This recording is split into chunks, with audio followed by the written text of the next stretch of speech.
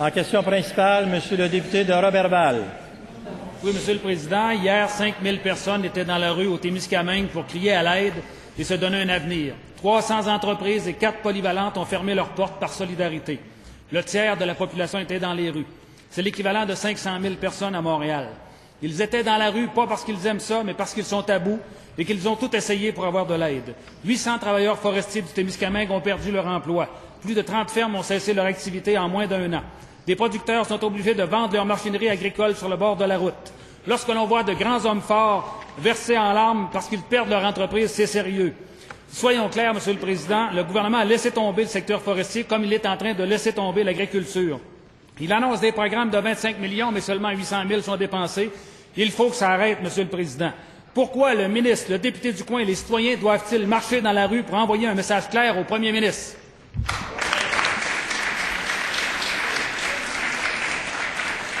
Monsieur le ministre responsable des Affaires autochtones. Monsieur le Président, comme ministre régional de la région de l'Abitibi-Témiscamingue et avec mon collègue, le député de Rouyn-Noranda-Témiscamingue, on a répondu positivement à l'invitation du préfet de la MRC pour les accompagner hier dans leur volonté clairement exprimée, dans une fierté purement témiscamienne, de vouloir continuer à développer leur coin du Québec, de pouvoir le développer en collaboration avec l'ensemble des décideurs. Monsieur le Président, lors de cette marche dite verte hier, les gens nous ont fait part de leur appétit et de leur volonté d'être partie aux changements qui vont se produire au cours des prochaines années sur leur territoire et qui va permettre d'assurer non seulement leur développement à court terme, mais leur développement à long terme. Et je tiens à vous rassurer, Monsieur le Président, notre gouvernement est partenaire dans le développement des régions et est partenaire aussi dans cette partie de l'Abitibi-Témiscamingue par des projets qui ont été réalisés au cours des dernières années.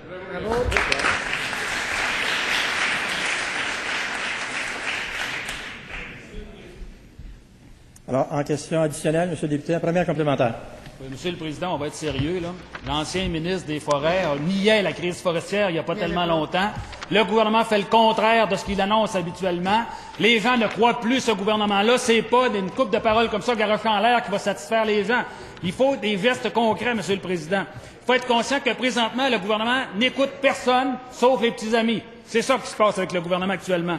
Puis, la question, Monsieur le Président, pourquoi le premier ministre s'entête-t-il à ne pas moduler les programmes en fonction de la réalité des gens, comme les gens le demandent en Abitibi-Témiscamingue?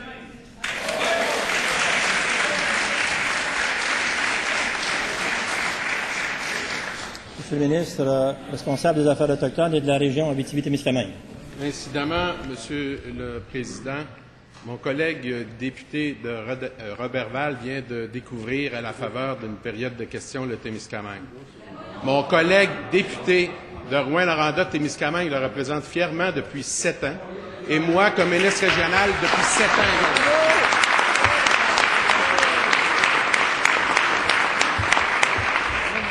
Non seulement, Monsieur le Président, on les représente depuis 7 ans, mais on les connaît depuis plus d'une trentaine d'années, les gens du Témiscamingue. Ce sont nos voisins. La région de l'Abitibi-Témiscamingue était hier présente en grand nombre, solidaire de cette volonté exprimée par une activité constructive, positive et réaliste. En deuxième complémentaire, Monsieur le député de Roberval. Monsieur le Président, il faut que le gouvernement se rende compte qu'il s'aperçoive qu'il y a une crise forestière. Quand on dit le député est en train de s'apercevoir que le Témiscamingue existe, le gouvernement ne sait pas que le Québec existe, c'est pas qu'il y a une crise forestière, c'est pas qu'il y a une crise dans l'agriculture. Présentement, le gouvernement, tout ce qu'il fait, c'est qu'il parle, mais il agit pas. Quand est-ce qu'il va y avoir des gestes concrets, Monsieur le Président? C'est ça que la population attend d'un gouvernement. Puis s'ils sont pas capables de régler les problèmes, qu'ils se tassent, il y en a d'autres qui vont le faire à leur place.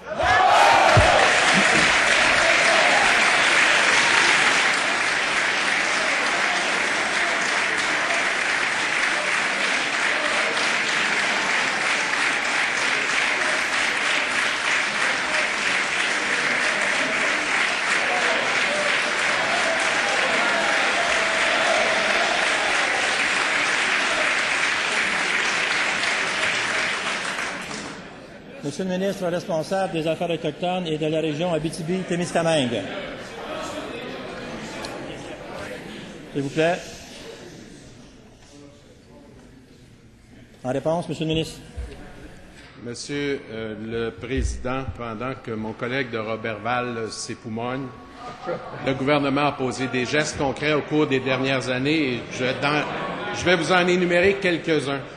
Le ministère des Transports, plus de 20 millions d'investissements. Le ministère des Affaires municipales, plus de 1,8 million d'investissements.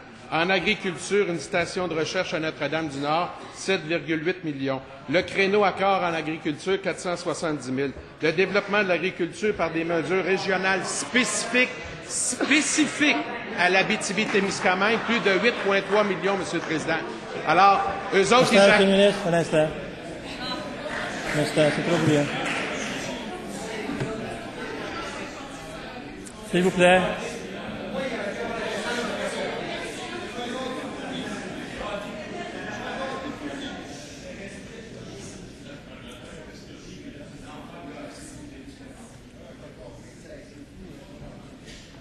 Alors, il faut qu'on puisse entendre la réponse. C'est trop bruyant. Monsieur le ministre, il vous reste 8 secondes. Monsieur le Président, tout n'a pas été fait. Il y a encore du chemin à faire. Mais ensemble, avec les gens du Témiscamingue, avec Daniel Bernard, avec mon gouvernement, on va y arriver, Monsieur le Président. Bravo.